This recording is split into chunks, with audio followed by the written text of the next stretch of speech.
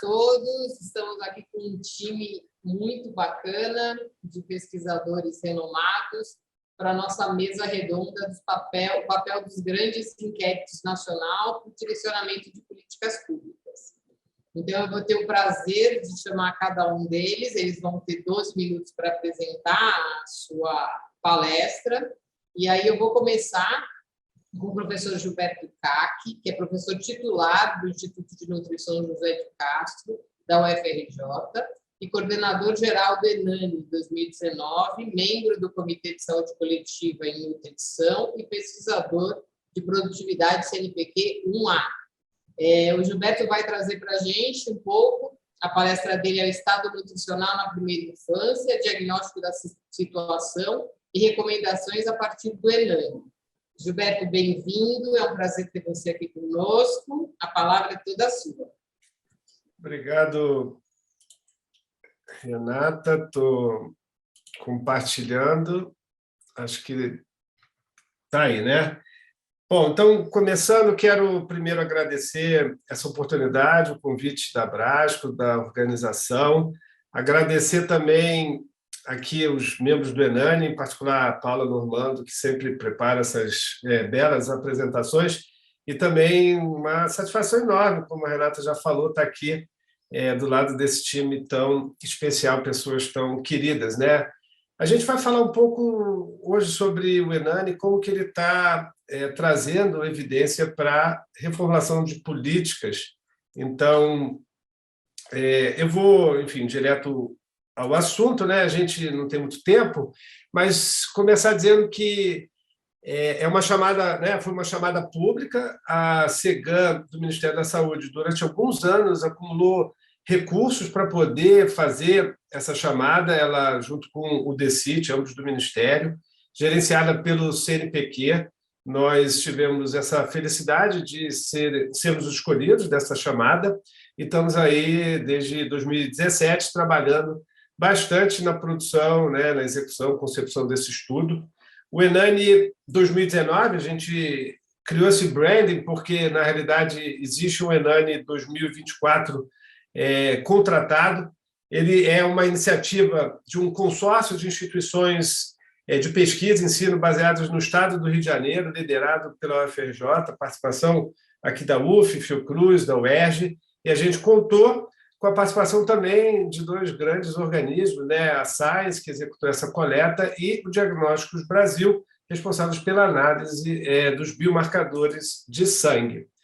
É interessante porque o ENANI 2019 ele chega no momento para interromper um deserto de 13 anos sem dados e evidências científicas qualificadas na área de nutrição e alimentação infantil, e a gente teve essa oportunidade de trabalhar com os principais eixos da alimentação e nutrição infantil. Então, vocês estão vendo aqui a avaliação do aleitamento materno, do consumo alimentar, fizemos uma avaliação da antropometria, nesse caso a gente conseguiu incluir a mãe só, né, o responsável não, a mãe biológica, e o que é um inédito, né, assim, junto, né, a avaliação dos biomarcadores de deficiência de micronutrientes.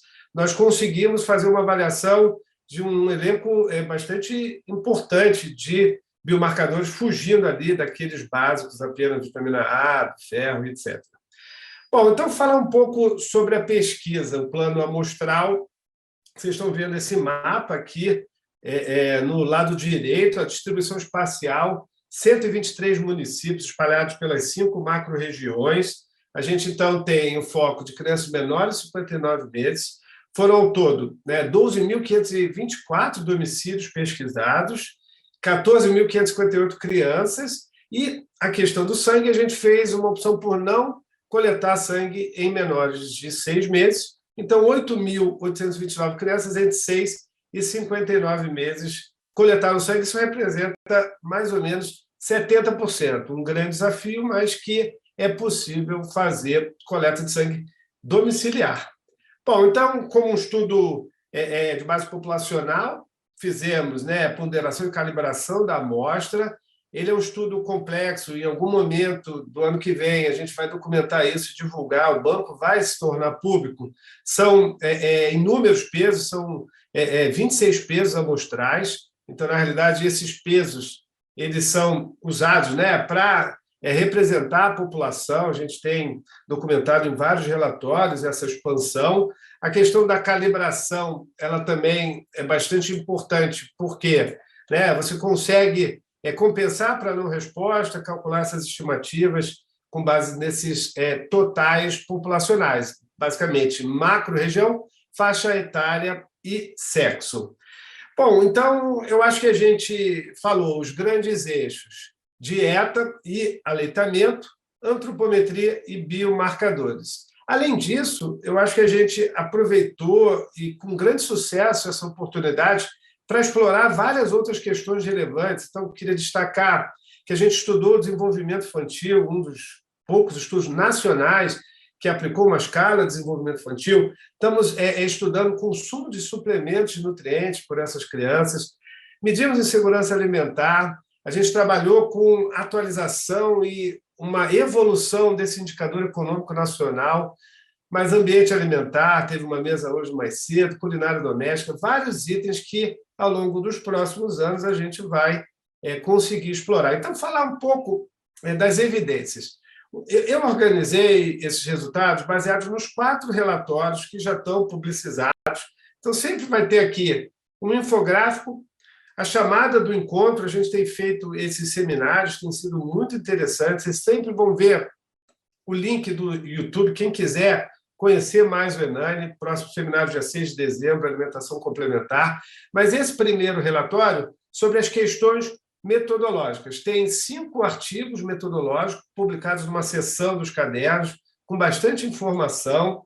E aqui, basicamente, contar para vocês a proporção de domicílios. Vocês estão percebendo que nada é 100%. O Enani 2019 ele foi interrompido pela pandemia de Covid-19. Realmente já estávamos muito avançados, mas aí quase 17% desses domicílios a nível de Brasil não puderam ser completados em termos da coleta de dados, um pouco mais frequente aqui no Norte e no Nordeste, mas um outro desafio era tentar fazer a coleta simultaneamente em várias regiões para tentar acomodar a importância da sazonalidade, seja em biomarcadores específicos, como a vitamina A, ou no próprio consumo. O que a gente está vendo aqui é que não funcionou tanto como a gente gostaria, salvo aqui na primavera, um pouco no inverno. Cada um dessas estações deveriam estar ali dimensionadas em termos de 25%. Isso acaba não acontecendo e a gente está tentando acomodar, quando necessário, em análises ajustadas. Bom, esse é o nosso primeiro relatório. Todos os relatórios estão disponíveis no nosso site. A gente fez uma opção de fazer relatórios bastante completos. São 8 relatórios ao todo, mais de 1.000 páginas, muito resultado, muita metodologia, questões bem interessantes. Bom, as implicações para a gestão. Então, para cada um desses relatórios, tem um slide sobre as implicações. Então, esse estudo ele supera lacunas no campo da alimentação e nutrição infantil. A gente está documentando tudo isso, que permite uma análise da evolução desses indicadores. Quando a gente compara com estudos anteriores, a gente tomou bastante cuidado para usar esses indicadores consagrados. O segundo relatório, sobre características demográficas e socioeconômicas. Então, o forte aqui foi avaliar a insegurança alimentar. Então, o mapinha mostra aqui 47% de insegurança, valor realmente absurdo, 61%, por exemplo, no Norte. A nossa chamada, um debate muito interessante, Beta Recine, o Aloísio, tá? Quem quiser pode escutar aqui, fica gravado no YouTube. E esse indicador econômico, que ele considera uma série de itens, a gente fez uma série de validações. Então, o que a gente está vendo aqui é o score médio desse IEM, que é o indicador que a gente atualizou, segundo 4 construtos: a rede de esgoto, Bolsa Família, insegurança e altura para a idade. A gente percebe sempre um score menor quando aquela condição é mais desfavorável. Então, ele retrata, com qualidade esses construtos. O que é interessante, então, mostrar que é o dado da insegurança, valores mais preocupantes. É preocupante para o Brasil como um todo, mas Norte e Nordeste, em comparação ali com o Sul e o Sudeste, a insegurança, a gente viu no norte, mais de 60%. Quando a gente fala de insegurança, de novo, né, brancas, frequências menores, pardas e pretas mais elevadas, um problema assim seríssimo. E aí, nosso relatório também, com vários apêndices, documentando todos esses aspectos. Implicações. O IEM ele traz estimativas robustas da condição socioeconômica, ele pode e deve ser usado por outros estudos. Os resultados do EBIA, podendo assim, atestar essa importância da manutenção do Bolsa Família. E, claro, a gente também consegue oferecer subsídios para o debate mais focalizado de ações em alimentação e nutrição desses grupos mais vulneráveis. Eu estava dizendo que os biomarcadores é um aspecto bastante inovador. A gente estudou 12 biomarcadores. Aqui, basicamente, a gente tem esse infográfico falando da anemia, um debate bastante interessante. Leonor e Marli estiveram com a gente, Gisele, sempre o pessoal do Ministério também, está aqui o link do YouTube. Bom, sobre a anemia, a gente está falando de 10%, crianças menores de entre 6 e 59, né? A gente 10%, problema mais importante no norte, no nordeste. Quando a gente compara com a PNDS de 2006, cabe destacar, né, que as metodologias não são diretamente comparáveis, mas a gente vê essa redução importante de 20% para 10%. Anemia, eu não estou mostrando aqui, mas entre crianças da região norte segue sendo um problema muito importante, as menores de 2 anos. Basicamente, todas as regiões elas têm uma redução, Nordeste, Sudeste e o Sul, bem importante, Centro-Oeste menos, e a gente chama atenção esse aumento da anemia entre esses dois estudos aqui na região Norte. Bom, para a vitamina A, um problema reduziu bastante também, aqui a gente vê 6% no Brasil, problema mais importante no Norte, no Sul e no Centro-Oeste, de novo, quando a gente compara com a PNDS, fazendo as ressalvas, metodologias não diretamente comparáveis, essa redução de 65%, 17% para 6%, nosso relatório. E as implicações, eu acho que a grande novidade é que os resultados do ENANI eles estão subsidiando um GT do Ministério da Saúde, reformulação do programa de suplementação de ferro, estamos discutindo a reformulação da composição do NutriSUS e repensando essa questão da suplementação profilática universal. Então, agora, em dezembro, a gente fecha esse GT com resultados bastante interessantes. E o último relatório, já publicizado, aleitamento materno, nosso infográfico, o evento que aconteceu 2 semanas atrás, Marina Réia e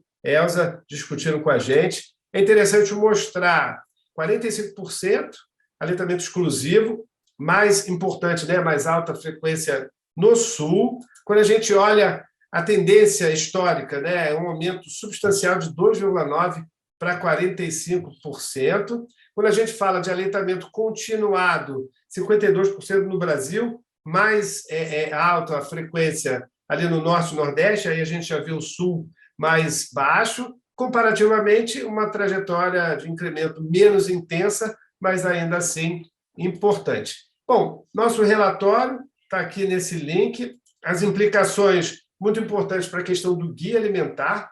A gente tem esse baseline que começa a poder acompanhar essas recomendações. Ele compõe esse mosaico de evidência para falar de política pública, de incentivo, apoio, proteção à amamentação. E, obviamente, uma discussão, não mostrei resultados, a amamentação cruzada, 1 a cada 3 mulheres amamentam filhos de outras mulheres no Norte, 20% para o Brasil. E também a questão fortalecer as estratégias para a doação de leite, que a gente realmente precisa melhorar. Esses são os 5 relatórios, o 5º sai agora, né, semana que vem. Ano que vem a gente vai, né, divulgar suplementos de micronutrientes. É assustador a quantidade de suplementos que as crianças estão consumindo. O relatório de antropometria, resultados também interessantes, e o consumo. Paro por aqui, agradeço. Esses são os nossos, né, financiadores, muito importante poder ter contado, né, com a Cegão, Decite, Ministério e os nossos parceiros. Obrigado. Obrigada, Gilberto. Muito obrigada por trazer os resultados do ENANI que a gente tanto esperou, né, para que acontecesse e que agora estamos conhecendo, né, ao decorrer do ano, todos os resultados que estavam tão aguardados por todos nós. Né? Muito obrigada. Agora eu vou chamar a professora Débora Malta, que ela vai falar da PENSE, a contribuições para a política pública de saúde do adolescente. A Débora é professora associada e pesquisadora da Escola de Enfermagem da UFMG. Ela compõe o comitê científico do Global Burden of Disease em Seattle, e coordena o grupo de pesquisa do GBD Brasil e o Observatório de Doenças e Agravos Não Transmissíveis. Débora, é um prazer ter você aqui conosco. Agora você está com a palavra. Obrigada, Renata. Agradeço o Abrasco pelo convite, pela oportunidade. É um prazer estar aqui nessa mesa, né, com colegas tão queridos, né, Gilberto, Paulo, Roseli e Rafael. Bom, enfim, eu vou, então, estar trazendo alguns resultados da PENSE, e também uma reflexão sobre a adolescência, os compromissos da Agenda 2030, né? Enfim, os desafios para o futuro. Né? A Agenda 2030, de fato, consiste em uma oportunidade histórica, né? No sentido da garantia dos direitos e do bem-estar das crianças e dos adolescentes, né? Nos seus múltiplos objetivos. Né? Nós temos já agendas afirmativas no país, né? Destaco 1990, o Estatuto da Criança e do Adolescente, né? Entendendo os adolescentes como sujeitos de direitos. Né? Entre 2003 e 2015, foram diversos os programas, né, que, de alguma forma, conformaram esse processo de promoção da saúde, de proteção, desde a Política Nacional de Promoção da Saúde, Programa Nacional de Alimentação Escolar, né, ampliação da Estratégia de Saúde da Família, o Plano Juventude Viva, né, visando enfrentar os homicídios, né, contra jovens e negros, né, o VIVA e também a iniciação da notificação de violências, né, contra crianças e adolescentes, né, e o programa Saúde na Escola. Né? Nós estamos com uma série de retrocessos nos últimos anos que eu vou tentar pontuar. Dentre as políticas, eu destacaria aqui também o processo de criação do monitoramento, né, das doenças e agravos não transmissíveis, né? Então, eu gosto muito desse slide porque, de alguma forma, ele mostra o legado que foi construído, né, na saúde pública brasileira, com inquéritos domiciliares, vários deles serão apresentados aqui nessa mesa, né, a PNS, eu vou estar apresentando a PENSE, né, o Vigitel e o Viva Inquérito, né, então, Paulo falando da PNS e o Rafael do Vigitel. A PENSE é uma pesquisa realizada pelo IBGE, né, em parceria com o Ministério da Saúde, com o MEC, então o público-alvo são os estudantes matriculados e frequentando as escolas, né? Então, esse é o principal instrumento do sistema de vigilância e monitoramento dos adolescentes no país, já foram 4 edições, 2009, 12, 15 e 19. Então, o questionário autoaplicado, né, e o fato dele ser coletado no smartphone, isso criou também uma empatia muito grande com os adolescentes que o preenchem com muita facilidade, né? Então, ele traz amplos temas sobre saúde sexual, exposição a acidentes e violências, fatores de risco de doenças crônicas, dentre outros, né? Nós tivemos uma evolução na amostra da PENSE, mas que também nos traz problemas do ponto de vista de comparação. A pesquisa em 2009, né? Então, ela era focada no 9º ano nas capitais. Em 2012, ela permaneceu nas capitais, mas ampliou a sua amostragem para grandes regiões. Em 2015, também a amostra incluiu todas as unidades federadas, mas com uma subamostra que nós negociamos com o IBGE por idade, de 13 a 17 anos. Em 2019, a amostra de 9º ano, né, ela não foi mais realizada, o que dificulta a comparação com série histórica, a não ser no futuro, porque até hoje nós não temos acesso aos microdados, né, terão que ser definidos pesos diferentes e avaliamos como possível comparar, mas nesse momento só se compara 15 com 19, né, nesta amostra por idades. A produção científica da PENSE é crescente, né, fizemos uma revisão recente, são 147 artigos, né, sobre os mais vários temas, né, e eu escolhi alguns desses temas para a gente, enfim, ver os avanços e também os limites em relação às políticas públicas, né? Então, nós já publicamos várias análises sobre o tabaco enfim, o primeiro, a primeira constatação é que nós temos uma estabilidade nos indicadores do tabaco, mas identificamos, né, o crescimento do narguilé.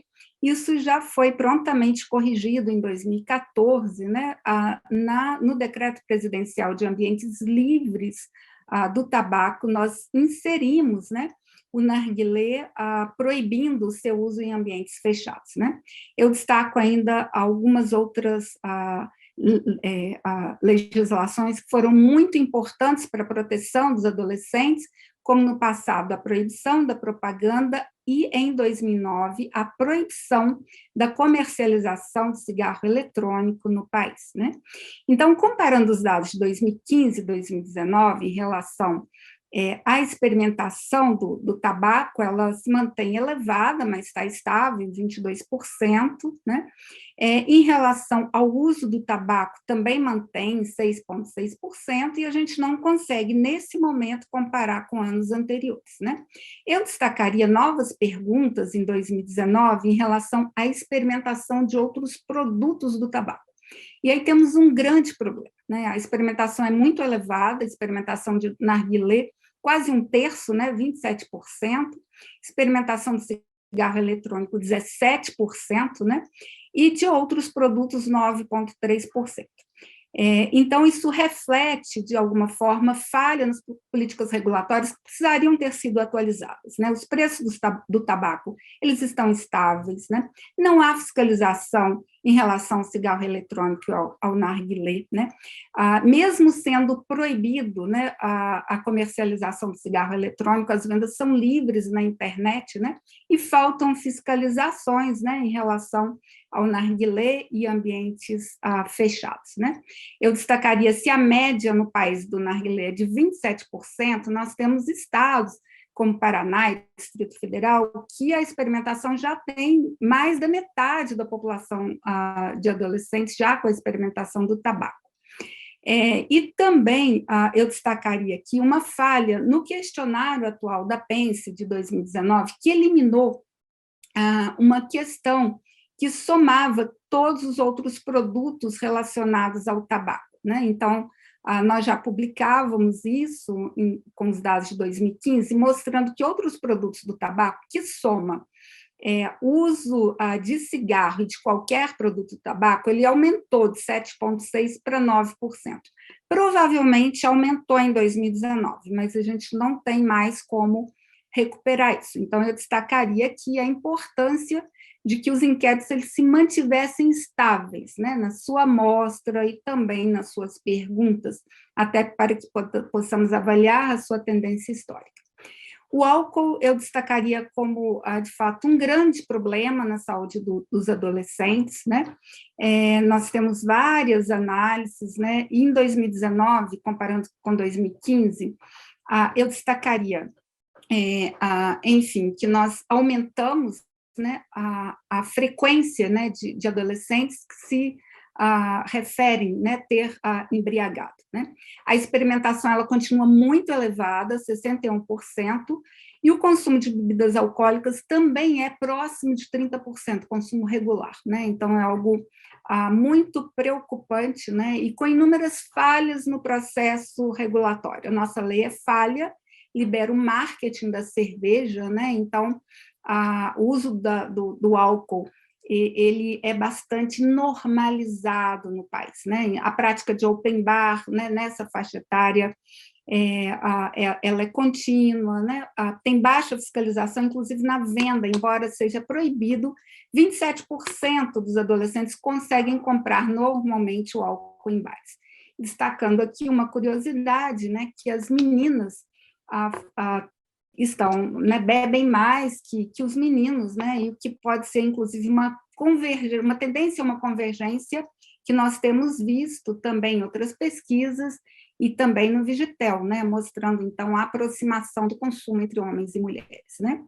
Em relação às evidências da alimentação, são inúmeras, né, eu trago aqui, inclusive, uma análise que a professora Renata participou, né, com a PENSE 2009, mas mostrando que os padrões de consumo dos adolescentes, eles são muito heterodoxos, né? Então, eles podem tanto ter uma alimentação saudável, parte deles, como parte deles uma alimentação não saudável, e 37% tem um consumo misto, né? Então, simultaneamente, né, consumindo alimentos saudáveis e não saudáveis, né? Entre os não saudáveis, 36% com consumo de doces, 47% com consumo de fast food, 40% com consumo de refrigerantes, né? E em relação à alimentação saudável, apenas 29%, né, com o consumo de verduras, né, 27% de frutas, né? E destacaria também aqui, né, a nossa falta de proteção em relação à infância e adolescência, né? Em relação aos produtos que são veiculados, em relação à taxação de alimentos ultraprocessados, né? E o elevado preço dos alimentos saudáveis, né? Considerando ainda, né, toda a crise econômica, a desigualdade social e a pandemia, né, esse crescimento da desigualdade e o aumento, então, aí da insegurança alimentar, né? Em relação à atividade física também são várias análises, né, e eu chamaria a atenção que nós reduzimos a prática da atividade física comparando 2015 com 2019. E certamente essa queda foi ainda maior com o advento da pandemia, né? Enfim, nós temos, do ponto de vista de políticas públicas, um baixo investimento em programas importantes, como a Academia da Saúde, né? Também há um certo esquecimento dos espaços urbanos saudáveis, né? Então, com baixo investimento também na atividade física na escola, né? E tivemos mudanças no questionário também, e uma importante pergunta que permitia a comparação internacional, ela foi retirada, né? Eu destacaria aqui também o hiato, né, na prática da atividade física entre meninos e meninas, né? Meninas praticam a metade, né, da atividade física que os meninos, né? Então, a gente precisa realmente ter um grande foco em políticas públicas, né, em gênero, né, estimulando as meninas para a prática da atividade física. Os indicadores de trânsito não tiveram, assim, tanta mudança, né, então, mas eu destacaria aqui alguns que são muito graves, né, por exemplo, 1/4 dos adolescentes, né, de 13 a 17 anos, referem que já dirigiram um veículo automotor, né, onde essa prática é proibida no país, né. Aqui também 27% refere, né, que já foi conduzido por um condutor que havia ingerido bebida alcoólica, né, e 38% referem que andaram num veículo motorizado que o condutor usava celular, né. Também há grandes retrocessos nessa área do trânsito, né? Eu destacaria aqui, inclusive, uma iniciativa, né, que foi solicitada, né, pelo presidente Bolsonaro, de ampliar o número de pontos nas carteiras, né, de habilitação de 20 para 40 pontos, né, ampliando, então, aí a impunidade, né? E uma clara redução da fiscalização, né? Então, dessa forma também, inclusive a meta do Objetivo do Desenvolvimento Sustentável, que é reduzir as mortes no trânsito pela metade até 2030, deve ficar seriamente, né, prejudicada, né? Em relação à violência sexual, os dados são muito impactantes, né? Então, 15% dos adolescentes referiram que alguma vez na vida alguém tocou ou manipulou partes do seu corpo. Isso é muito mais elevado entre as meninas, né? Então, entre as meninas, isso sobe para 20%, né? E quem faz isso, na maioria, ou são namorados ou amigos, né? Então, pessoas muito próximas. Um outro indicador também muito impactante foi, então, o percentual de adolescentes que referiu ter sido ameaçado, obrigado a ter relação sexual, né? Isso foi de 6%, e em relação às meninas também, muito mais elevado, 9%, 4% entre os meninos. E, novamente, né, quem os força a ter as relações são pessoas próximas, né? Os namorados, né? Enfim, os amigos, né, e outros familiares, né? Então, nós não tivemos, essa coleta foi em 2019, durante a pandemia, felizmente, né? Paulo foi nosso companheiro, Célia Landman, né? Então, Fiocruz, Unicamp e o UFMG, nós nos organizamos e fizemos a coleta, né, da Covid, né? Tanto em adultos quanto em adolescentes, foi uma pesquisa de comportamentos, né? Nós conseguimos a participação de 9.000 adolescentes e verificamos que, enfim, houve uma grande piora, né, nos estilos de vida, né? Então, piorou a atividade física, piorou a alimentação, sentimentos, né, de tristeza, sentimentos de solidão, né? E também uma grande dificuldade no acompanhamento das aulas online, né? Bem, enfim, indo para a conclusão, com isso a gente verifica uma grande fragilidade das políticas públicas para adolescentes, né? Nós temos um grande retrocesso, né, em relação à violência, com uma grande taxa de mortalidade, especialmente entre os jovens negros, né? Com um crescimento absurdo das mortes por intervenção legal, né? Temos uma pesquisa recente que nós verificamos que entre 90 e 2019, né, a morte, né, entre jovens, adolescentes e jovens, ela sai do 47º lugar para o 6º lugar, né, a morte por intervenção legal. Temos agora também muito mais disponibilidade de armas, né, então o Bolsonaro ele traçou isso como uma estratégia política, né, e com isso quem mais morre são pessoas pobres, são negros, né, de baixa escolaridade, baixa renda, né. A violência sexual, né, então os dados da PNC eles são inequívocos, né, e além disso eu destacaria que faltam também políticas regulatórias protetivas, né, para toda a população, mas também para adolescentes, em relação ao tabaco, ao álcool, à atividade física, alimentação, né. Em relação ao programa Saúde na Escola, a gente vê um grande desmonte, né, e, enfim, dentro desse contexto das políticas de austeridade, de menor investimento nas políticas públicas de proteção na saúde e educação, né? Com o advento do Covid, então, eu acho que toda essa questão, ela fica aí, como vamos retomar, né, diante de todos esses problemas que foram maximizados, do sofrimento mental, dos baixos níveis de atividade física, da piora do comportamento, do baixo rendimento da escola, né? Então, isso tudo coloca um desafio grande para a Agenda 2030, né? E desafios para o futuro. A gente já está com 15 minutos, temos que dar uma acelerada. Eu estou acabando, então. Eu destacarei a importância da PENSE, né, da continuidade, da democracia, da participação, da mobilização da sociedade, especialmente, né, empoderando os adolescentes para que a gente possa dizer, né, então, enfim, pelo empoderamento e por políticas públicas protetivas. Muito obrigada. Muito obrigada, Débora, foi ótimo. Agora eu vou chamar o Paulo Roberto Borges de Souza Júnior. Ele é pesquisador do Instituto de Formação em Comunicação Científica e Tecnológica da Fundação Oswaldo Cruz e docente do Programa de Pós-Graduação em Informação e Comunicação em Saúde. É doutor em Saúde Pública pela ENSP, e ele vai falar da evolução da morbidade referida por doenças crônicas no Brasil, evidências da PNS. Paulo, bem-vindo. Agora a palavra está contigo. Obrigado, Renata. Boa tarde a todos. Boa tarde aos companheiros de mesa. É um prazer revê-los. Débora é parceira nossa há muito tempo, né? Bom, eu vou tentar compartilhar aqui minha tela.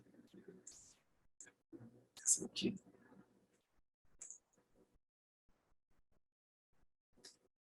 Bom, eu vou apresentar aqui dados da PNS, né, baseado na Pesquisa Nacional de Saúde, dados de doença crônica. Deixa eu ver se eu consigo assim.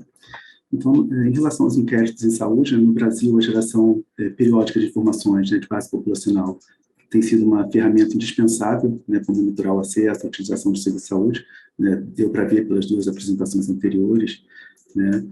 Então, essa ferramenta permite avaliar políticas públicas e fornecer subsídio para o aprimoramento dessas políticas, né. Então, por meio dos inquéritos de saúde, é possível investigar condições de saúde, exposição a risco, né, e avaliar o desempenho do sistema de saúde, né, em conjunto com características socioeconômicas. E eles, quando são repetidos periodicamente, né, permitem consolidar informações coletadas, né, com uma base de referência populacional, né, permitindo estabelecer vigilância, né, de várias doenças crônicas não transmissíveis de fatores associados. A gente viu, né, tanto no caso da PENS, mostrando essas tendências, né? Então, isso é extremamente importante. E a Pesquisa Nacional de Saúde é uma pesquisa de base domiciliar, né, em âmbito nacional, então tinha como alvo os domicílios particular permanentes, né, uma amostra de domicílios do país. Foi realizada pelo Instituto Brasileiro de Geografia e Estatística, IBGE, em conjunto com a Fiocruz e o Ministério da Saúde. Então, ela tem um questionário que é subdividido em 3 partes. Então, uma parte do questionário é sobre informações do domicílio, né? Uma outra parte, informações sobre todos os moradores daquele domicílio selecionado, né? Então, todos os moradores fornecem informação, né, ali, prestam informação para a pesquisa, respondem ao questionário. E tem uma parte específica, que a gente chama de questionário individual, que é respondido por um morador selecionado aleatoriamente dentro dos elegíveis, né? E esses elegíveis são, em 2013, foram os moradores com 18 anos ou mais, e em 2019 foram moradores com 15 anos ou mais. Então, em relação ao tamanho da amostra, né, foram ao todo, em 2013, né, entrevistados 64.348 domicílios, e em 2019 a amostra foi um pouco maior, né, 94.114. Em relação ao que eu vou apresentar, né, com a parte das doenças crônicas, ela é aprofundada no questionário individual. Então, em 2013, foram 60.202 pessoas com 18 anos ou mais que responderam a esse questionário, e em 2019, 88.531 pessoas. Tá? Ao todo, foram 90.846, né, mais os com de 15 anos para ficar comparável, né, por esses motivos ficarem comparáveis. E em relação às medidas antropométricas, né, que foram realizadas nesses indivíduos selecionados, em 2013 foram ao todo 59.402 pessoas que tiveram suas medidas aferidas. Porém, em 2019, isso ocorreu só em uma subamostra da população, né, uma subamostra do estudo. E, então, nós temos 6.572 pessoas com medidas antropométricas aferidas, né, em 2019. E a Fiocruz, no Ministério da Saúde, construiu recentemente um painel de indicadores, né, justamente para apresentar esses resultados de forma mais fácil para a população, para os gestores, né, para a academia. Então, para caracterizar as tendências socioespaciais, situação de saúde, né, de comportamento de saúde, de assistência à saúde da população brasileira, foram construídos esses indicadores de saúde, e o site é esse aqui, né, pns.fiocruz.br. Quem tiver interesse, depois vai lá visitar. Os indicadores, né, eles estão né, apresentados em tabelas, gráficos e mapas, né, em diferentes domínios. Então, nós temos por sexo, faixa de idade, raça, cor, grau de escolaridade, renda per capita, de morador do domicílio, grande região, unidade de federação, capitais e situação urbano-rural. Então, em relação aos desafios, né, no enfrentamento das doenças crônicas, né, um deles é o envelhecimento da população. Se nós partimos das estimativas da PNS 2013 para 2019, né, em 2013 eram 13,2% de pessoas com 60 anos ou mais, e em 2019, 16,4%, né, e com esse envelhecimento da população, há um aumento na proporção de pessoas com doenças crônicas não transmissíveis. Eu vou apresentar alguns resultados, né, referentes às doenças crônicas. Em relação ao diagnóstico médico autorreferido, né, de hipertensão arterial, nós vemos aqui por idade, né, esse gradiente. Então, entre os idosos, algo em torno de 50% a 60%, né, relataram esse diagnóstico, e na população 75 ou mais, a gente vê um acréscimo, né, de 2013 para 2019, nas estimativas pontuais da prevalência de hipertensão arterial autorreferida. Em relação à diabetes também, né, a gente vê um gradiente, né, como é esperado, assim, um maior percentual, né, da população idosa, e sempre as estimativas pontuais aparecem, né, apresentam um pequeno acréscimo, mas nem sempre o intervalo de confiança, né, ou essas estimativas podem ser, né, definidas como diferentes. Em relação ao problema crônico de coluna, né, autorreferido, né, a gente vê também um pequeno acréscimo para algumas faixas etárias, né, e também atingindo uma maior prevalência a população idosa, né, chegando a 31,3% na população de 60 a 74 anos. E quando a gente junta, né, todas as doenças, ou seja, o diagnóstico médico referido de pelo menos uma doença crônica não transmissíveis, dentre aquelas, né, que foram abordadas no questionário, a gente vê que, né, na população de 45 anos ou mais de 50%, né, cerca de mais de 58% da população relatou pelo menos uma doença crônica, né? Na população 75 mais para 2019, 84%.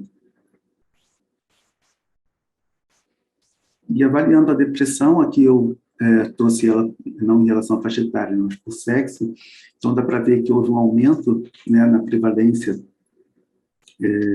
no relato, né, de depressão diagnosticada por algum profissional de saúde mental, né, de 3,9 para 5,1, no período de 2013 a 2019, e entre as mulheres esse aumento foi mais visível, mais relevante, né, em 2019 a prevalência de 14,7%, né, e isso é um período pré-pandemia, né, o campo da PMS foi até o início de março, então pegou só uma parte, né, do iníciozinho da pandemia de Covid, né. A Débora comentou sobre a pesquisa com adolescentes, né, e as outras pesquisas que nós fizemos, né, também mostraram que depois da pandemia um aumento mais relevante ainda, né, nesse sentimento de depressão, talvez no diagnóstico. Então, continuando, né, em relação ao enfrentamento das doenças crônicas, as desigualdades socioeconômicas e regionais, né, no uso dos serviços de saúde são um problema, né, grave na nossa sociedade, né, e os benefícios da utilização com a utilização de serviços de saúde são amplamente reconhecidos, uma vez que a prevenção, o diagnóstico e o tratamento precoce dessas doenças podem resultar na redução da mortalidade prematura e no aumento da expectativa de vida, né, da população, reduzindo as hospitalizações desnecessárias.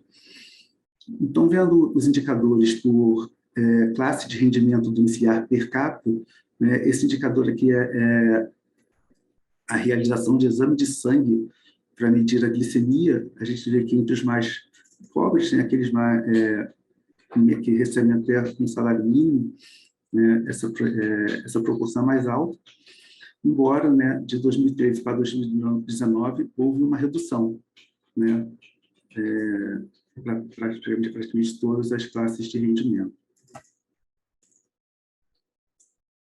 E também em relação à consulta médica realizada, né, nos últimos 12 meses, ou seja, nos 12 meses anteriores da pesquisa, a gente vê também que ela é menor, né, apesar de ser todo sempre acima de 50%, e acima de 60%, ela é menor justamente nas classes mais desfavorecidas, né, que recebem até um salário mínimo. E quando a gente avalia a consulta médica, né, o percentual de pessoas que consultaram o médico no último ano, a gente vê as diferenças regionais, né? Então, a gente vê que quanto mais claro é maior, né, esse percentual, então a gente vê que as regiões sul e sudeste, né, apresentam melhores cobertura, né, de consulta médica, enquanto as regiões do norte e nordeste são as com menores proporções, né, de utilização. O mesmo vale para as doenças crônicas, né? Pegando aqui como exemplo a hipertensão arterial, novamente, a gente vê que ela é menor, né? A prevalência parece menor nas regiões norte e nordeste, mostrando talvez realmente essa dificuldade no acesso ao diagnóstico, né, nessas regiões, enquanto sul e sudeste apresentam, né, as prevalências mais altas. Em relação ao diagnóstico tardio das doenças crônicas, diante das falhas nesse uso de serviço de saúde, nessas diferenças regionais e por renda, né, então, seja por dificuldade de acesso ou pela falta de informação sobre a importância, né, de consultar um médico, de procurar o serviço de saúde, né, e pela baixa utilização de medidas de prevenção, ocorre o diagnóstico tardio das doenças crônicas, né, gerando limitações de atividades habituais, sequelas, né, de doenças que piora na percepção da própria saúde e da qualidade de vida. Então, em relação às limitações habituais, né, a gente vê que a população mais desfavorecida, né, ela tem maiores problemas, né, em relação às limitações, apresentam um maior percentual essas limitações habituais, né, limitações da vida diária, e a falta de adoção de comportamento saudável, né, ela, a adoção desse comportamento é muito baixa, né, na população brasileira. A gente viu, né, os dados das duas pesquisas anteriores, né, que a Débora e o Gilberto apresentaram, né, e vários trabalhos mostram que a população brasileira prioriza, né, deixar de praticar hábitos nocivos, como fumo, né, do que ao invés de adotar hábitos mais saudáveis, como a prática de atividade física. Então, como apresentando aqui o consumo regular de frutas e hortaliças, né, pensando numa alimentação mais saudável, a gente vê que também tem um menor percentual, né, um gradiente pelas classes de rendimento, e ele é sempre menor nas classes, né, naquelas populações mais desfavorecidas.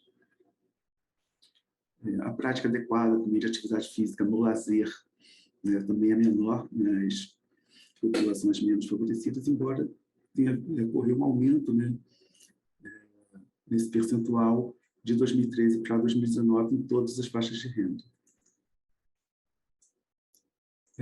Em relação ao consumo de alimentos ultraprocessados, né, esse indicador que apresenta o percentual de pessoas que não consumiram nenhum alimento ultraprocessado no dia anterior, né, à pesquisa, e a gente vê que também a situação é um pouco pior, né, entre os mais jovens.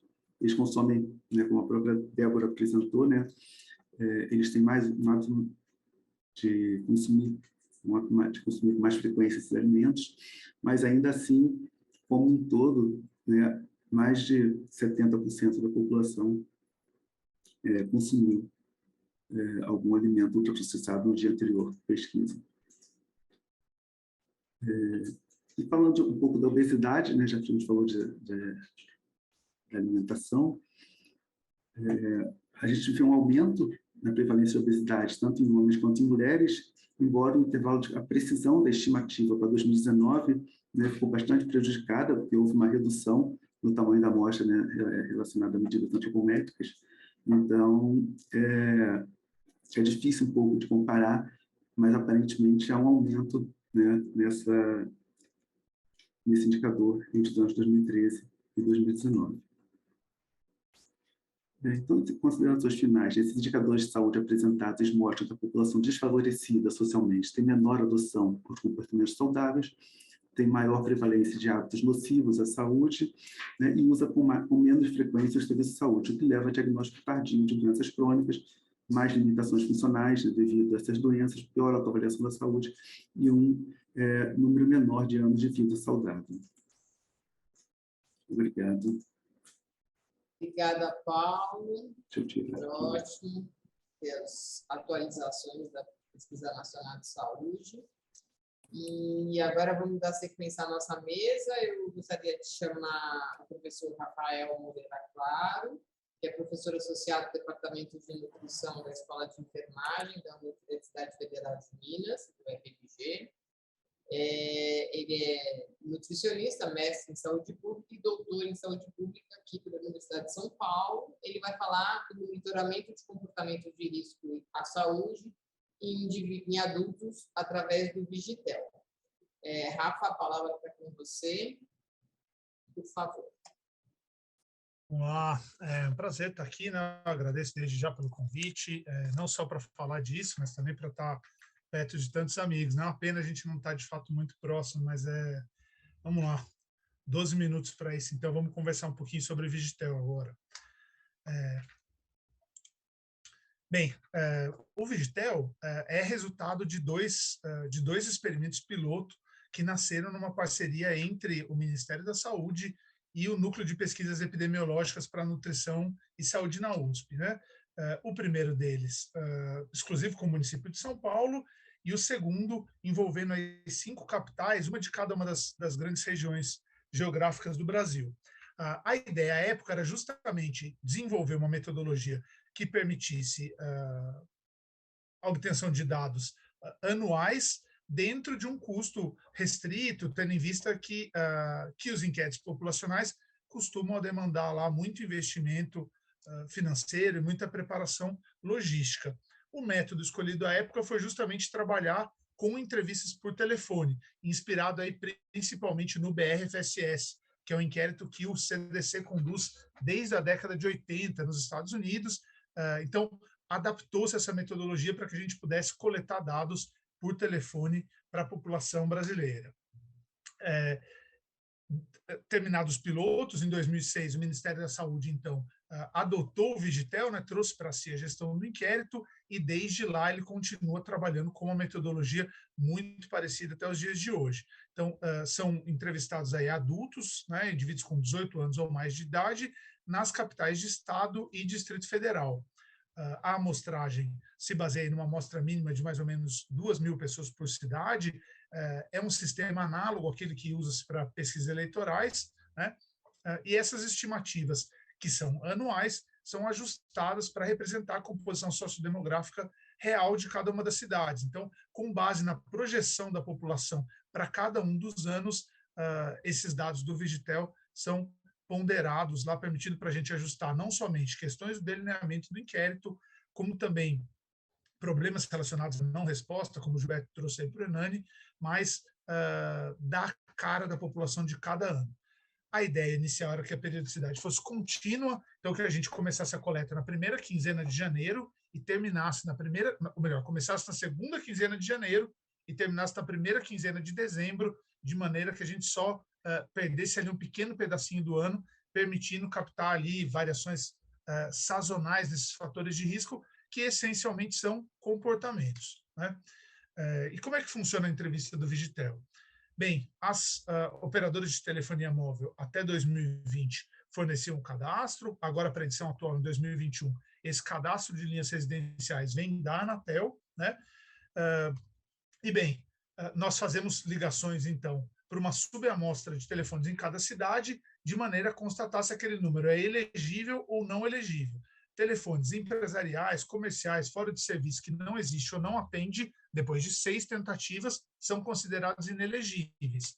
E aqueles onde uma pessoa atende, ou a gente pode constatar que se trata de uma residência particular e permanente, são considerados elegíveis. Uma vez que alguém na casa atendeu,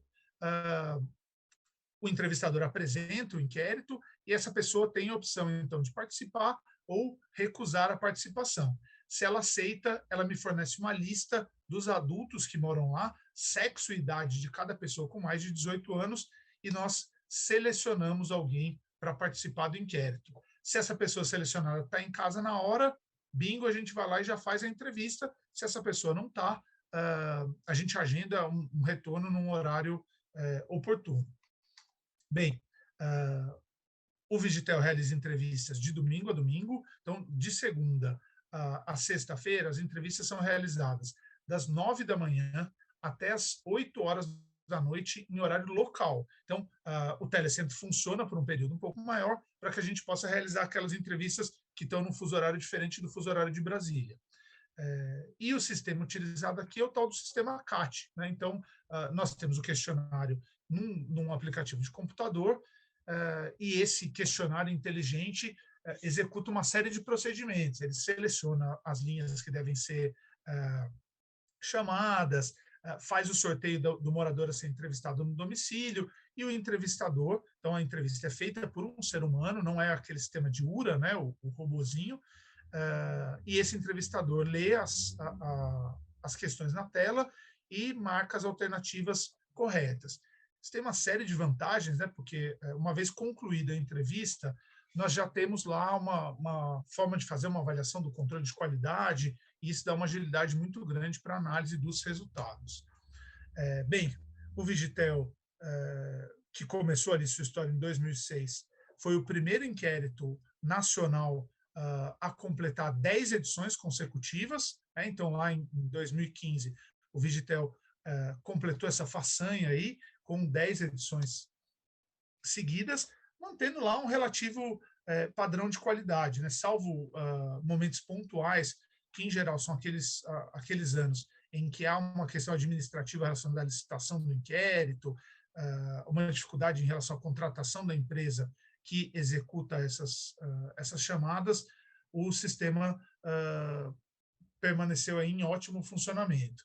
Taxas de sucesso sempre elevadas aí, levando em consideração apenas as linhas elegíveis, né? Variando aí de próximo a 70% nos anos iniciais, até lá próximo a 60% agora em 2020, que foi nosso pior ano, e baixas taxas de recusa, sempre abaixo de 5%. O questionário que o Vigitel utiliza é baseado em questões que são desenvolvidas especialmente para uso por entrevista telefônica, e esse questionário foi aumentando, né, com o passar dos anos, justo pela falta de veículos para inquéritos no Brasil, né? Então, Paulo Guedes disse isso. Por que o censo nos Estados Unidos tem 10 questões e no Brasil tem 2.000? É porque há um inquérito temático específico para cada tema nos Estados Unidos, e no Brasil não há essa opção. Então, além de carrear temas relacionados às doenças crônicas, o Vigitel, com o passar do tempo aí, trouxe lá muitos outros temas. Então, nós tivemos, por exemplo, anos discutindo prevenção de dengue, nós tivemos anos discutindo aí vacinação para H1N1, diversos temas foram lá se juntando ao inquérito, que eram temas urgentes e emergentes lá para as prioridades do Ministério da Saúde a cada momento. No entanto, a entrevista manteve uma duração mais ou menos semelhante, né? Variando aí de próximo de 10 minutos até uma duração máxima de pouco mais de 12 minutos. O Vigitel é hoje não só o maior inquérito em número de edições consecutivas, mas também de entrevistas realizadas, né? Foram mais de 750 mil entrevistas realizadas nessas 15 edições completas do Vigitel até 2020, e mais de 7,7 milhões de minutos de áudio gravado. O pessoal do IBGE gosta de pegar no meu pé que a PNAD Covid é maior que o Vigitel, então seria a maior pesquisa de saúde realizada por telefone no Brasil, mas eu considero que a PNAD Covid tem mais relação com trabalho, emprego e renda e um pouquinho de saúde, então que não é propriamente um inquérito de saúde. Bem, o Vigitel tem um questionário principal, que é fixo e se mantém razoavelmente estável pelos anos, e daí a gente, de tempos em tempos, vai adicionando pequenos apêndices, né? Esse questionário fixo, há uma certa resistência em fazer grandes alterações, justo para maximizar a comparabilidade dos indicadores entre os anos, mas uma vez que a gente reconhece que o indicador está defasado, que ele tem baixa validade, nós também mexemos nessas questões do questionário principal. Não dá, obviamente, para eu trazer todos os resultados do Vigitel aqui para a gente poder cotejar isso juntos, porque no fim são mais de 50 indicadores monitorados, levando em consideração tanto aquele conjunto de 5 que são principais para as doenças crônicas, né? Má alimentação, prática insuficiente de atividade física, comportamentos sedentários, consumo de álcool, consumo de tabaco e obesidade, mas também um módulo complementar enorme, tratando de comportamentos no trânsito, dengue, gripe, uso de contraceptivos e daí por diante. E justamente por ter periodicidade anual, o Vigitel talvez seja um dos mais influentes inquéritos, aí, um inquérito dos que mais aparece nas políticas públicas. É natural que ele perca essa posição entra em breve para a PNS, né? A PNS sobe com muita intensidade nisso. Então, logo a PNS tenha lá a sua terceira edição, a PNS passará a ter o domínio pleno da questão até da evolução temporal dos indicadores. Mas, por enquanto, a gente vai encontrar dados do Vigitel aí, não só no plano de ação estratégica para o enfrentamento das doenças crônicas, essa é a versão, é a primeira versão, nós já temos uma segunda versão publicada, mas também outras políticas que acabaram descontinuadas, como a Política Nacional de Segurança Alimentar e Nutricional, e mesmo nos acordos que o Brasil faz aí junto da Organização Mundial da Saúde e dos seus parceiros, né, das suas subsidiárias, como a Organização Pan-Americana de Saúde. Bem, eu gosto de pensar que o Vigitel não só tem uma influência direta nas políticas públicas, estando lá permitindo o acompanhamento da efetividade dessas políticas, mas ele também tem um papel muito grande para a advocacy, porque ao divulgar um dado todo ano, o Vigitel permite que temas que antigamente não encontravam lugar na mídia comecem a ganhar mídia espontânea. Então, por exemplo, do Vigitel que a gente extrai essas informações em relação ao número de pessoas com um dado desfecho no ano, né? Então, dado que ganhou muito destaque aí do número de pessoas com excesso de peso e com obesidade no Brasil no ano de 2017.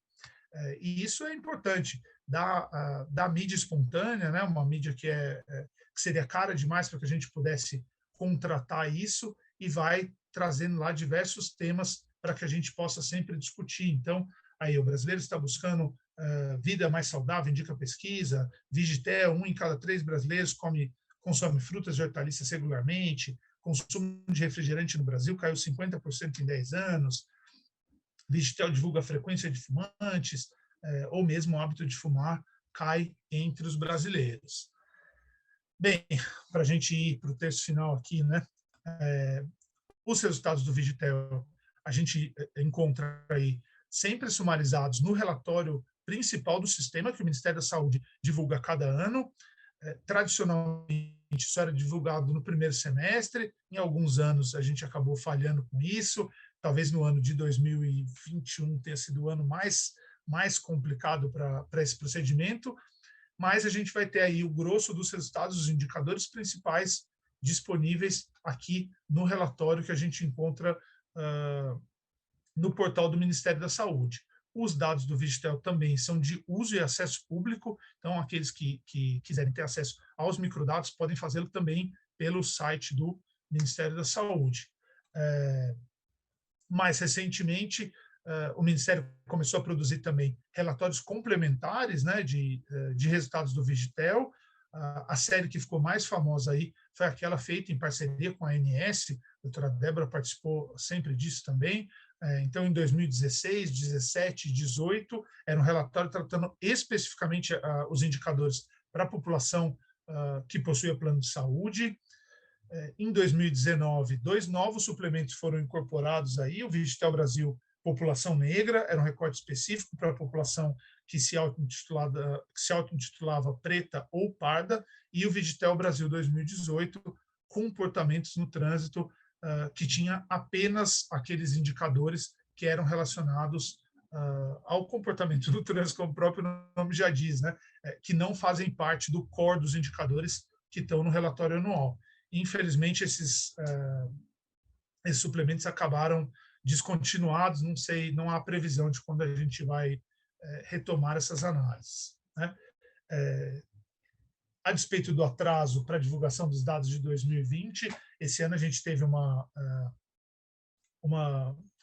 melhora substancial aí, né, um avanço na metodologia de divulgação, porque nós partimos não apenas de ter um relatório geral, mas há uma mudança de sistema para se desenvolver, ao invés de apenas um relatório tratando superficialmente dos temas, mas para ter relatórios temáticos. Ainda não se sabe se vão ser 5 ou 6 temas que vão ficar aí, mas será algo entre isso. E daí nós vamos ter relatórios especiais do Vigitel para cada tema, e você vai facilmente identificar isso na capa. Tem aí, por exemplo, olha, esse é o Vigitel Brasil 2020, e envolve indicadores de tabagismo e consumo abusivo de álcool, com um foco muito maior para o ano de 2020. Foram 5, para o ano de 2021 ainda está se discutindo se serão 5 ou 6, né? O Ministério da Saúde ainda não conseguiu diagramar e editorar todos esses, mas eles já estarão disponíveis também lá no site. Atividade física, estado nutricional e consumo alimentar, tabagismo, consumo abusivo de álcool, morbidade referida e avaliação do estado de saúde e prevenção do câncer feminino. A grande sacada aqui é não só isolar temas, o que nos permite analisar isso em mais profundidade, mas dar um foco maior para a questão da evolução. Tradicionalmente, nos relatórios, a gente só tinha dados da evolução daqueles indicadores que variaram significativamente ou no período total estudado ou no quinquênio mais recente. E agora, nesse modelo novo de divulgação dos resultados, a gente tem a evolução de mais indicadores analisados. E isso é o grande produto do Vigitel, né? É por meio, por exemplo, da análise da evolução que a gente consegue ver que o percentual de fumantes diminuiu lá de 15,7% para 9,5%, que o percentual de adultos que consumiram bebida alcoólica de forma abusiva, mais de 4 para mulheres, mais de 5 para homem, em um único dia no último mês, por exemplo, ficou estável. Esse indicador aumentou para as mulheres, ficou estável apenas porque entre os homens eles permaneceram estável no período. Estou terminando, faltam 2.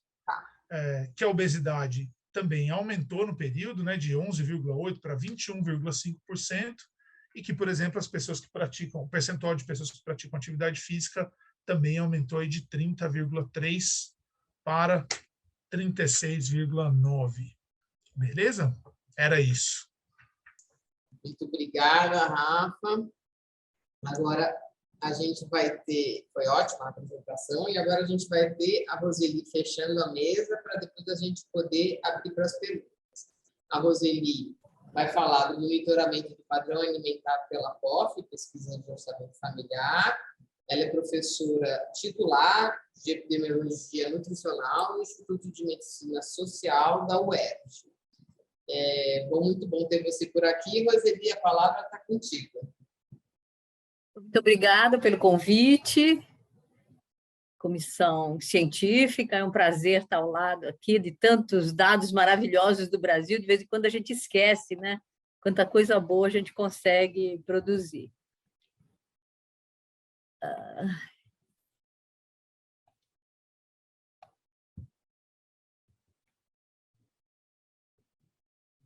Como é que passa isso?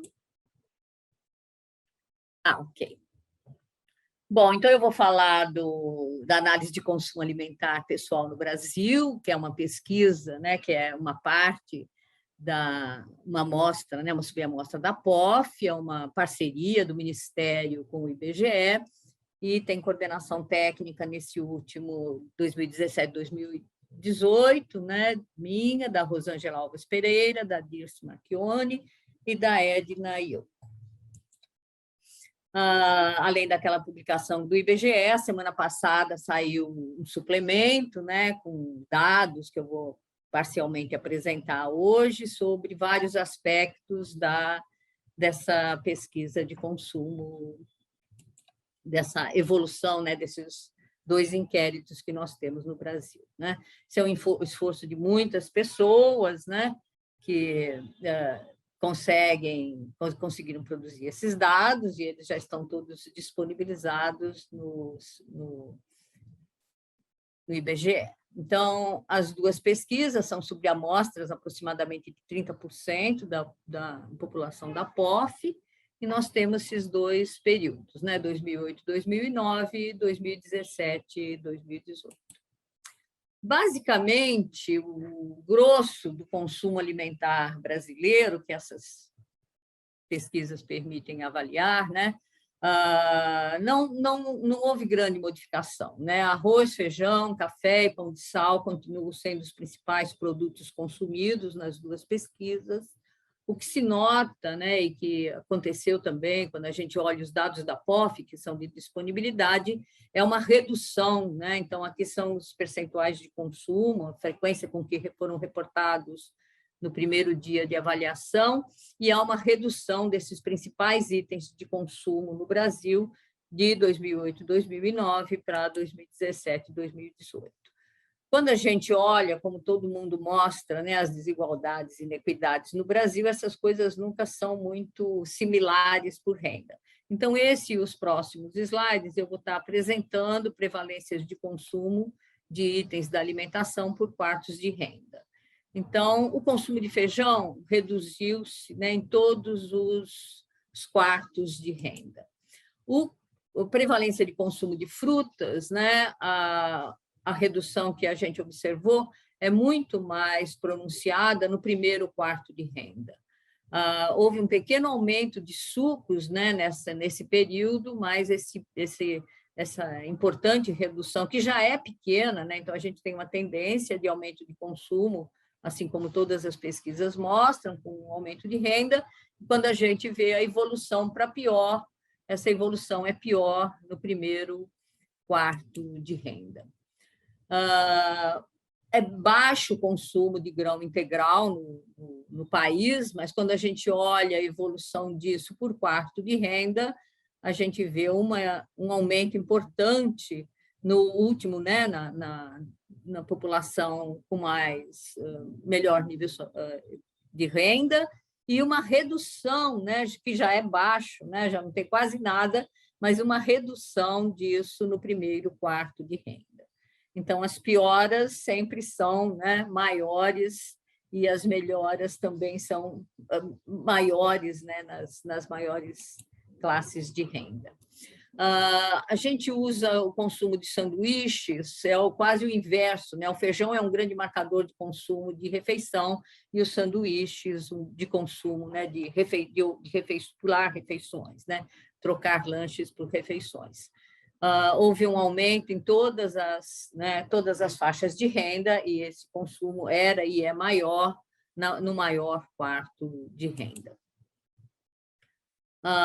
Os refrigerantes, né, um dado que as pesquisas têm indicado, interessante, né, essa é uma das vitórias aí, né, ainda parcial, mas que tem se conseguido uma redução dos refrigerantes, né, que, na verdade, tem sido substituído por sucos, né, adoçados, mas isso é um outro capítulo, mas, de qualquer forma, o consumo de refrigerantes se reduziu, e, de novo, né, a redução é mínima, né, no primeiro quarto de renda, e é uma redução muito importante, né, então, as mensagens, né, as informações na classe de maior renda têm impacto e houve uma redução muito grande na maior classe, né, e, aumentando a renda, né, essas reduções vão sendo bastante importantes na população brasileira, né? Legumes e verduras, houve um pequeno aumento, e basicamente por conta de um aumento do consumo de saladas crua, né, provavelmente acompanhando sanduíches, e carnes. Então, há uma preocupação muito grande com o efeito estufa, só que no Brasil tem tido uma redução. Agora, então, com o preço da carne, no próximo inquérito, isso não vai nem precisar mais ser preocupação, que acho que não está sobrando para ninguém comer carne, né? Mas nessa pesquisa, aqui nós já estamos no começo, né, das dificuldades econômicas no país, mas sem aumento da inflação, como nós estamos vendo agora, né? Então, nesse período, teve uma redução importante do consumo de carne, né?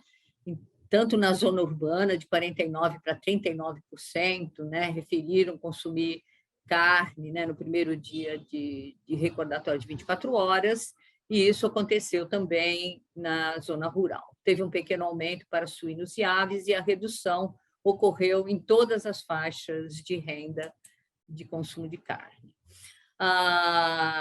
O consumo de alimentos foi produzido, né, pela Renata e o Grupo de São Paulo, o percentual de energia da população, né, proveniente de alimentos ultraprocessados não teve uma modificação importante no grosso, né, da população, ficou por volta aí de 20% do consumo de energia, mas vejam, né, a importante contribuição desses alimentos para os adolescentes, né? E quase tudo na POF tem esse comportamento. Os adolescentes sempre têm um consumo pior, né? Os adultos intermediário e os idosos, quando a gente olha alguma tendência, tem uma ligeira melhora, né? Para vários indicadores que a gente pôde olhar, né? a inadequação de ferro, né? Então, tem uma publicação só para essas inadequações, né? O pessoal da USP, da DIRCE, né? Que fez essas análises, e houve, né, um aumento nesse período, né? Paralelo a essa redução do consumo de carne, paralelo à redução do consumo de cálcio, né, uma inadequação de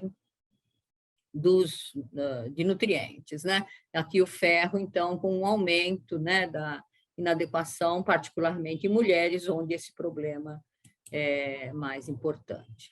Quando a gente olha, né, inadequações de ingestão maior do que 50%, e aqui olhando para os adolescentes, né, mas a inadequação dessa ingestão foi pior, né, para todos os grupos de idade, a gente vê para quase todos, né, os nutrientes investigados, um aumento de inadequação. Isso aqui é verdade, né? A inadequação para cálcio, por exemplo, é muito alta, o consumo de laticínios caiu muito e já é baixo, né, desde a pesquisa anterior.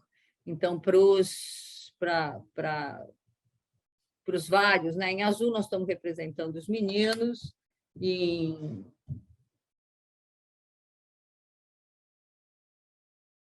cor-de-rosa as meninas, e a gente tem aumento, né, da inadequação desses nutrientes. Bom, o sódio e açúcar são dois grandes marcadores de inadequação do consumo alimentar, né? Se a gente tiver que eleger dois indicadores e a gente olhar isso, a gente conseguisse corrigir essas coisas no Brasil, a gente estaria numa situação melhor.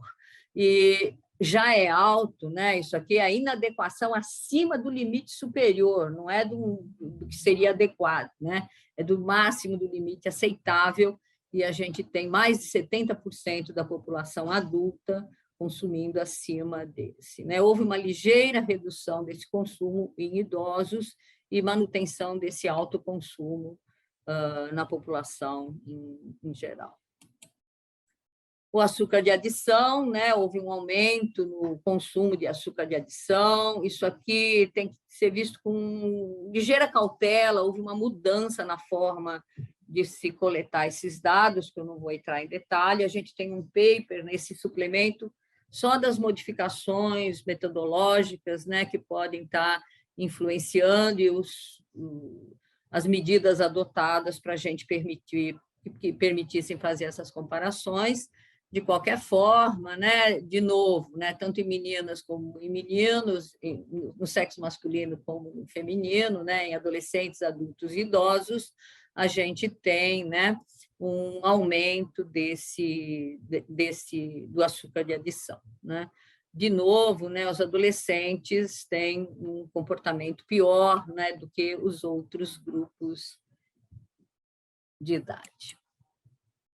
Bom, então, das mudanças alimentares, um aspecto positivo é essa redução do consumo de refrigerantes, é um aspecto bem positivo, né, que a gente tem que comemorar os esforços feitos nesse sentido. Um marcador, embora esse consumo seja muito pequeno, né, de aumento de grãos integrais, só ocorreu, né, na classe de maior renda, e, embora se mantenha aquele padrão tradicional de consumo brasileiro, né, à base de arroz e feijão, carne, pão, houve uma redução importante de consumo, particularmente para feijão, né, é um marcador de qualidade da alimentação que é muito ruim que isso tenha acontecido. E houve um aumento nas prevalências de inadequação no consumo de sal, açúcar e quase todos os micronutrientes avaliados no período.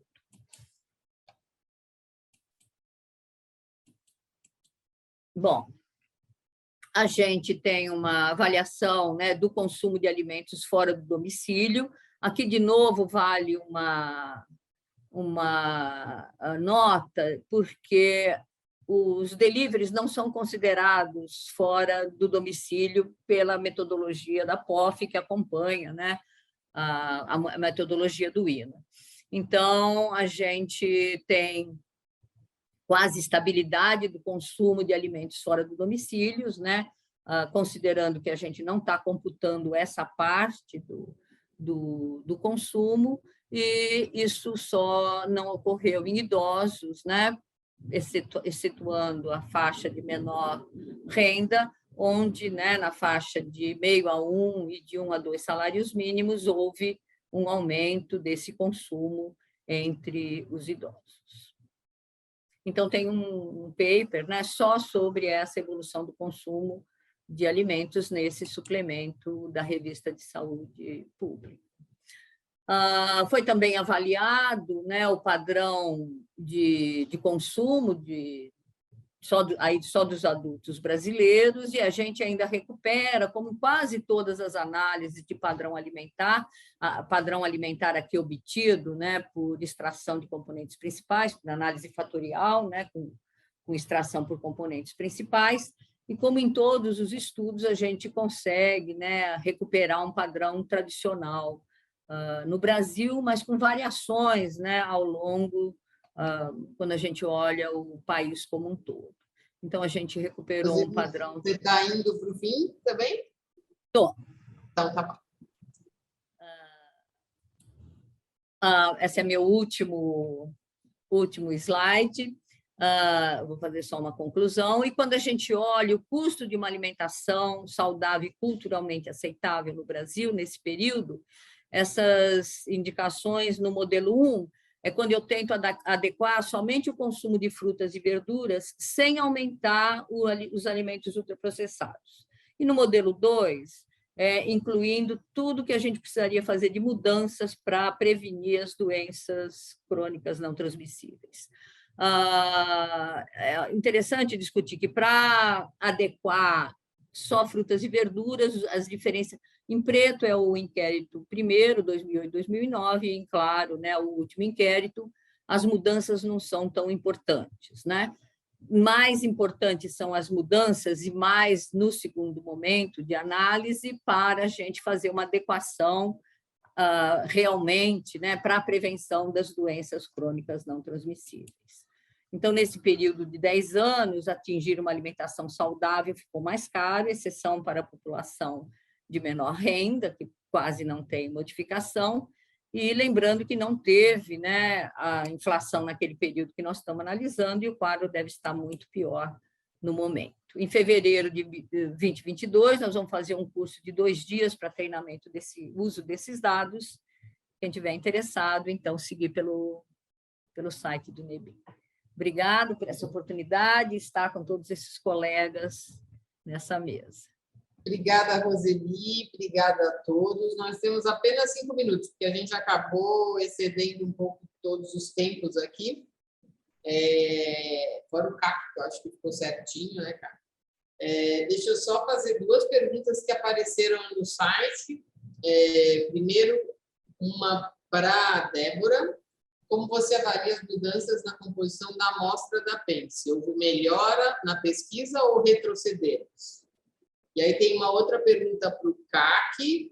Qual a hipótese das diferenças regionais em relação à hipovitaminose observada entre a hipovitaminose A observada entre as crianças?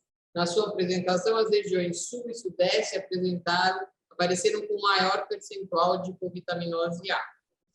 E a Fernanda pergunta para o Rafael ela gostaria de saber se a pesquisa de 2020 foi concluída, porque ela viu agora que tiveram 57% de taxa de resposta e ela não entendeu se isso foi ou não concluída a pesquisa.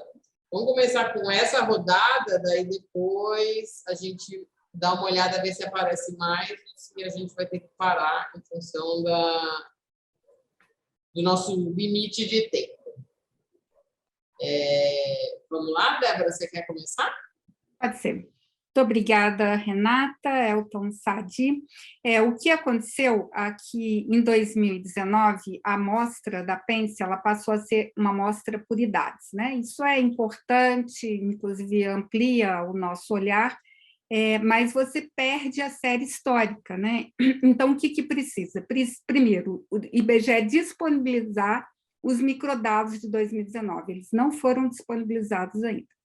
Segundo, o IBGE ele precisa estabelecer pesos para o 9º ano em 2019, para que nós possamos comparar com os anos anteriores. É possível fazer e, com isso, não haverá retrocesso. Eu destaco que o principal de um sistema de vigilância é poder comparar, é poder ver a evolução. Se nós não pudermos fazer isso, teremos prejuízos, mas é possível recuperar, né? E acho que também eu destaco que a gente tem que ter mais atenção nas próximas edições para não ficar mudando o questionário. Isso causa ruído e dificuldade de comparação, né? E outra coisa que o mais importante é realizar a próxima PENSE, né? A gente está com a expectativa de 22, acho difícil, que é o ano do censo, mas programar talvez para o próximo ano, né? É muito importante monitorar isso, dado, inclusive, agora com a pandemia. Obrigada. Obrigada, Débora. Kaki, você quer responder? Sim, sim.